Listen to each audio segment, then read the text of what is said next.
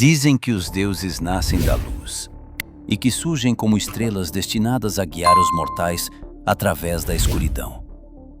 Mas algumas divindades não emergem do brilho celestial, e sim do frio, do abandono e do silêncio que antecede o fim.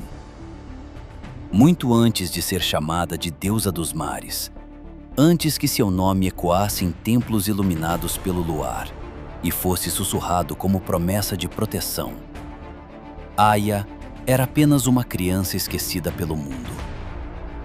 Não houve profecias anunciando sua chegada, nem sinais grandiosos marcando seu destino. Havia apenas inverno. Um inverno tão prolongado que parecia devorar o tempo. Tão severo que consumia não apenas a vida ao redor, mas também a esperança daqueles que ainda resistiam. Foi nesse cenário de desolação que algo começou a se formar dentro dela. Não como fé ou ambição, mas como um impulso silencioso de sobrevivência. As histórias que atravessaram gerações falam de sua ascensão, de seus milagres e da ordem que trouxe ao caos. Porém, quase ninguém se detém na origem dessa força, porque antes da divindade existe a fragilidade, e antes da imortalidade existe o medo de desaparecer sem deixar marca. Talvez a verdade mais sombria sobre Aya não esteja em seu poder, mas na noite em que ela acreditou que morrer seria o único significado possível para sua existência. E foi justamente nesse instante de quase rendição que nasceu a semente de algo eterno. O inverno daquele tempo não era apenas uma estação. Era uma sentença imposta ao mundo. A neve caía de forma incessante, cobrindo rios, soterrando planícies e silenciando florestas inteiras sob um manto branco que não trazia pureza, mas esquecimento. As criaturas que resistiam tornaram-se sombras famintas, vagando entre ruínas congeladas, e até mesmo os insetos que costumavam sobreviver às estações mais duras desapareceram como se nunca tivessem existido. Foi nesse cenário que Raya, ainda frágil e sem nome diante da vastidão do mundo, se abrigou no interior oco de uma árvore antiga, usando os últimos vestígios de calor que seu corpo podia produzir para adiar o inevitável.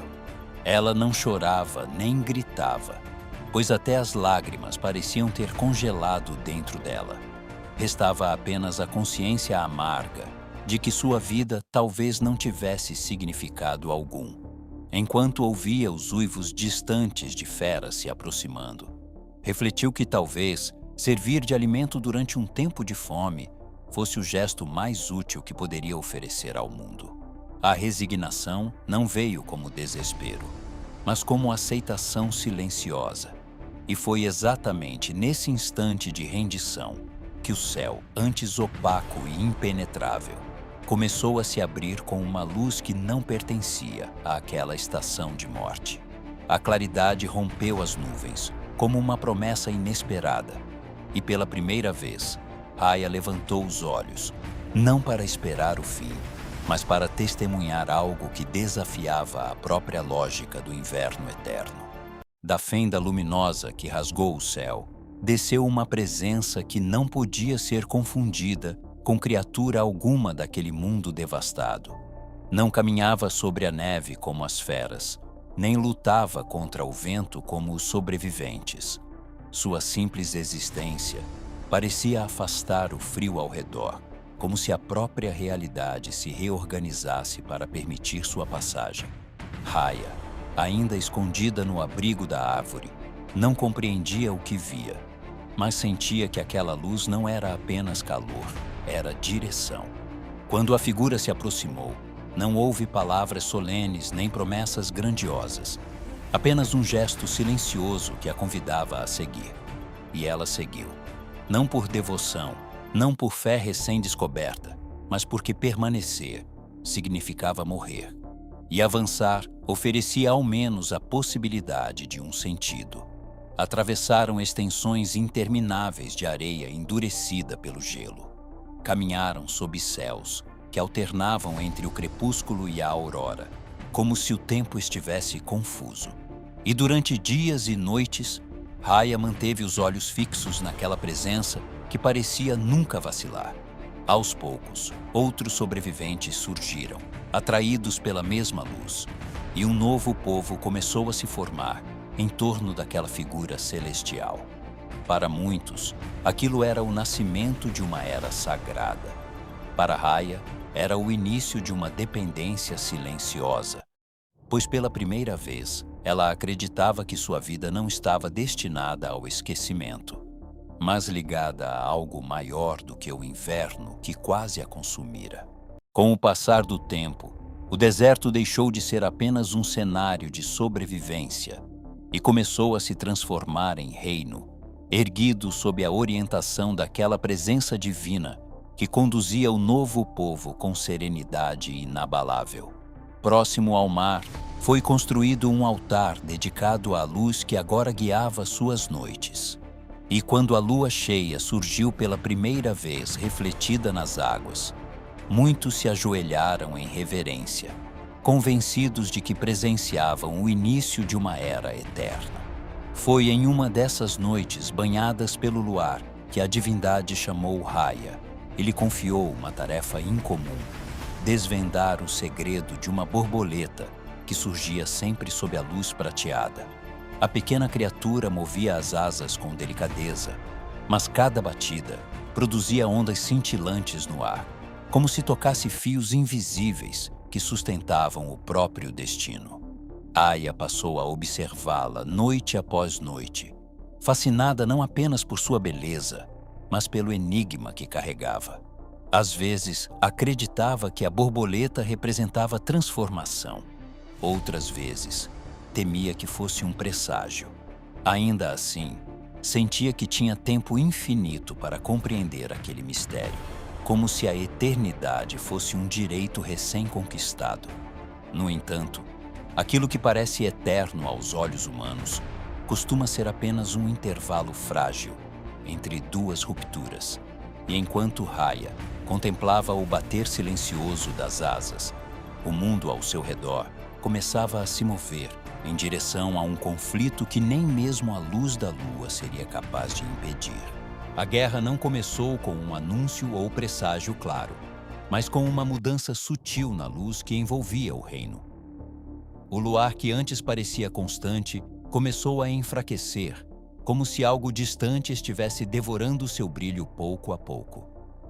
Rumores atravessaram o deserto, falando de conflitos nos céus, de forças que disputavam o domínio da própria ordem celestial.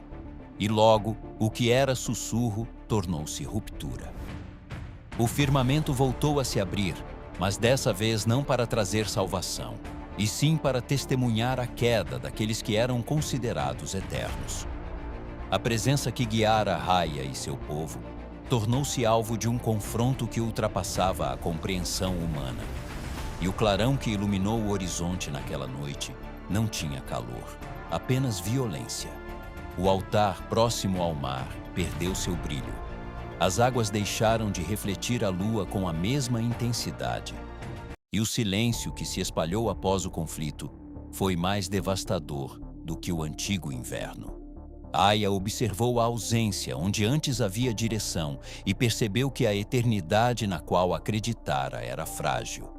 Ela havia começado a compreender o mistério da borboleta, a perceber que cada bater de asas era um lembrete de que tudo o que vive está sujeito à mudança. Mas não houve tempo para compartilhar essa descoberta. A divindade que seguira desapareceu na queda, e com ela se foi a sensação de proteção absoluta. O reino permaneceu de pé, mas a luz que o sustentava já não era a mesma. E dentro de Raya, algo começou a se transformar, não mais por admiração, mas por necessidade. A ausência da divindade não destruiu imediatamente o reino, mas abriu uma fissura invisível que crescia a cada noite sem orientação. O povo ainda se reunia diante do altar, ainda erguia preces ao céu, porém já não havia resposta, apenas o eco das próprias vozes, retornando do vazio.